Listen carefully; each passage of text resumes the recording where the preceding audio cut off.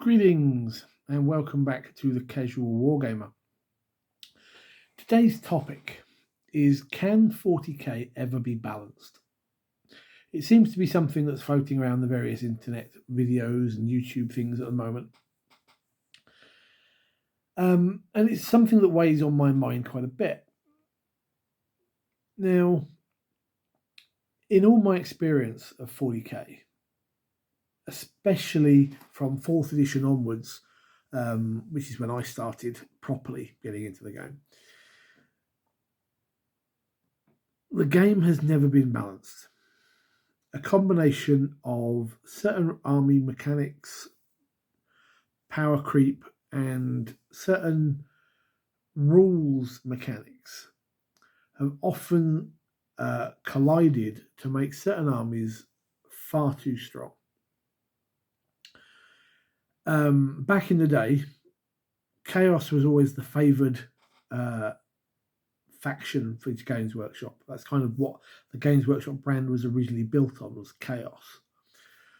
And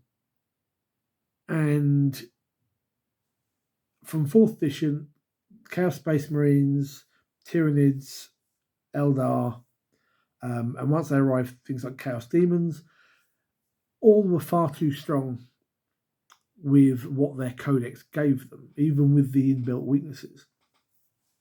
And things only get worse with every new codex release. Codex creep, power creep, whatever you want to call it, is a genuine thing, and it's a problem. And we saw this with 8th edition. So we've gone through umpteen editions with a rolling set of codex releases and everything else. Along comes 8th edition, and all that's gone. And instead, we got a couple of index books, which gave you very balanced army lists. Very basic. There was nothing really to them. But from what I recall reading at the time, they'd got playtesters, tournament playtesters, to work these things out and balance them out. And actually, the 8th edition indexes were perfect. A little bland, but they were perfect. You could take one, whatever it was, and you could take it against another one, and you would have a fair and very... When I say balanced game, I mean it comes down to the skill of the players as opposed to the power of the army or the codex. But the moment you got those first codices, which for then was Space Marines and Death Guard, that goes out the window, because they didn't keep that same level of playtest, that same level of balance as the new books come out. And suddenly you found that for a while, Space Marines and Death Guard were winning games. Then whatever the next two books come out, they were started to win games because they were better than those ones, and they were better than the index books, and so on and so forth. And this has been the Games Workshop model for a long time. Each new codex release, each new army release is significantly better than the last one. There's a couple of times it doesn't quite work that way, but majoritively, the Games Workshop model is to release a new army. Everybody goes and buys it because they want to, especially tournament players, because they want to have the best army, and this is the new thing. The next time a codex comes out, the same thing happens. It's got to be better than the last one to get people to buy it. Then you get 9th edition, and Games Workshop suddenly get this thing in their head that, hang on, actually, we do need to get this, what their MetaWatch calls that little grace period, that 45 to 55% win rate on all codices. Because I think they finally began to realise that tournaments are great and all, but they are not the be-all and end-all of 40k. Unfortunately, that's where they get their data from, which is really sort of frustrating. And it would be nice if they could pick up things, the tabletop, not tabletop battles, the app that currently goes around that people are using. I think it's tabletop battles. If they took data from that as well as tournament play, suddenly I think you would see a much different approach. But anyway, we're changing things here. And they're looking at doing this, and they're doing this balance, trying to get everyone into that sweet spot, and it's not working. There are certain armies that dominated, and there are certain armies that woefully underperformed. But by the end of 9th, they were getting there. There's still a few at the top, there's still a few at the bottom, and then along comes 10th, and they screw it all up. And we get these index, well, they call them data sheet things. The armies have lost flavour. Can't argue that.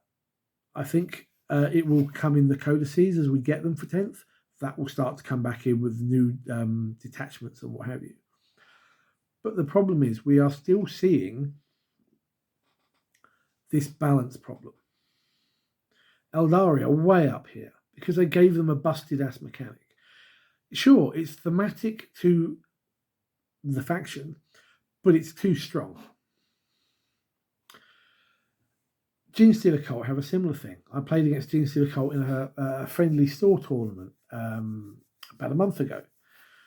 Great game. It was really nice to play against Genestealer Cult again and see what they're capable of. But I think my Marines were able to fire at like 3 units, maybe 4, the entire game because of their army mechanic rules. And it was just like, what am I supposed to be doing then? And then the army pops up and basically bludgeoned my Marines to death. And this is the problem. Certain armies have been given abilities far too strong. And you've got armies lower down that have got abilities that aren't great. So the question comes, to me anyway, is can Games Workshop ever balance out their armies? And sadly, I think the answer is no. I think on one hand, despite this meta watch balance malarkey, I don't think they're genuinely interested in doing so because each new army release generates money. And if they get people to jump on the bandwagon, it's free money for them, isn't it? I think Games Workshop should go back to what they did with 8th edition and get all your codices prepared at time of launch. Make sure you've got everything. And then get people to play test them and play test all of them. Spend months on this well before you release a new edition. And make sure that each one balances out against the others. And I'm sure it's doable if they tried.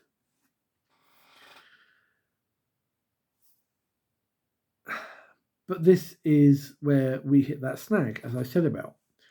You have things like the Eldari Fate Dice. That's a massively powerful ability, even with the rebalance that they gave it recently. That's far more potent and far more powerful than, say, the abilities of, say, Adeptus Mechanicus, which is their army ability is kind of meh at the best of times. Until they work out how to adequately plot these codices, I think we are going to struggle to see any sort of game balance. Does the game require game balance, though? This is a question that I think it was Liam Dempsey put up on a video last night, I think it was, in one of these live chats.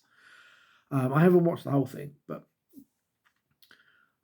I think yes, 40k does need balancing.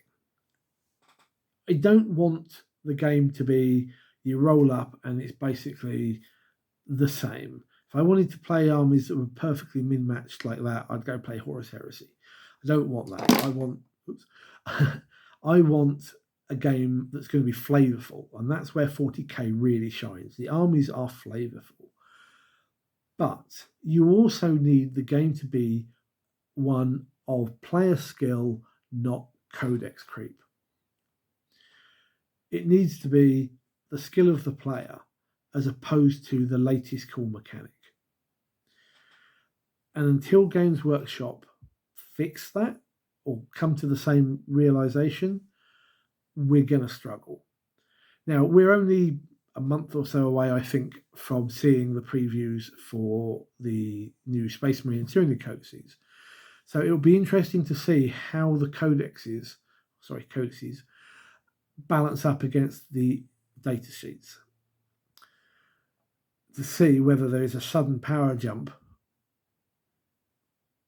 or whether it remains relatively close to what we've seen already in these 3 data sheets. What are your thoughts, though? Do you think they can ever balance the game? Do you think the codices are still going to come in with that power creep? I'd like to know your thoughts. Pop them down below in the comments. Give us a thumbs up, and if you subscribe to the channel, it helps it grow. That would be great. Thank you for watching, everybody. This has been the Casual Wargamer. Take care and good gaming.